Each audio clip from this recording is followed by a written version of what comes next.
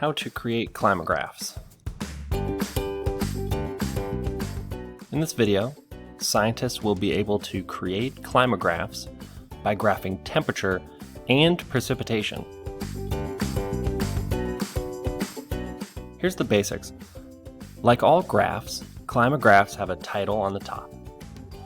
Just like with the temperature graphs, the months are going to be on the x-axis.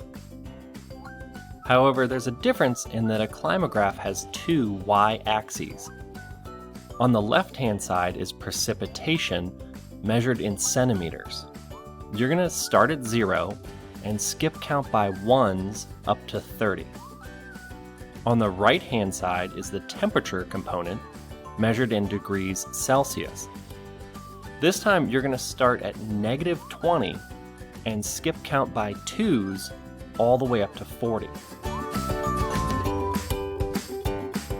Let's see how to make a climograph. Here are the materials you may want to use to create your climograph. To start, draw your x-axis and label your months January through December, just like we've practiced. This time, make sure to leave some room at the end, which you'll need for the precipitation bar graph. Next, draw your left-hand y-axis, skip counting by ones from 0 all the way up to 30. This is your precipitation axis, which is measured in centimeters. On the right, you'll create your temperature axis. This time you're starting at -20 and skip counting by 2s. Remember that each box represents 2 degrees Celsius, so every 5 boxes represents a change of 10 degrees Celsius. You're going all the way up to 40 degrees Celsius, and remember to label that axis temperature in degrees Celsius. Finally, remember that every graph has a title.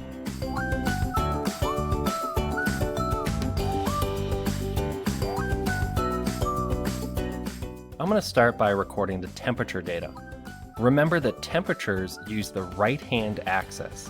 So for -10, I'm using the right-hand axis. When I move up to -8, I'm getting closer towards 0.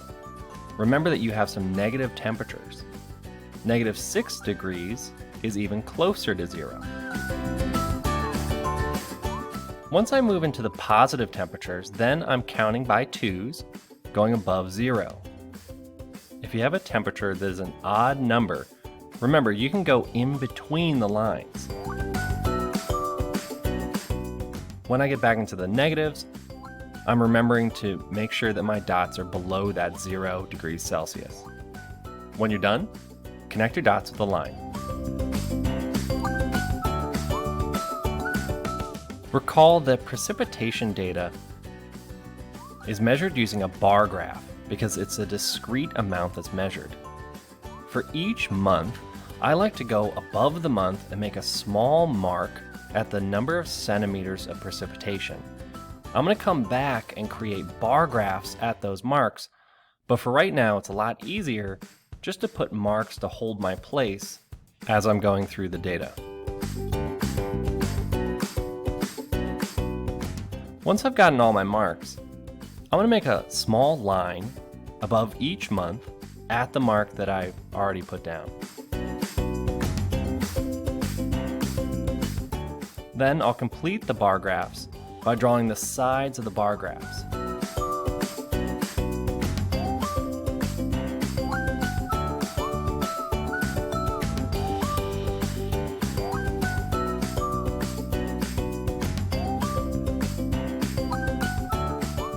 Finally, to show commitment to quality, I'll shade in the bar graphs just so that they really pop off the page.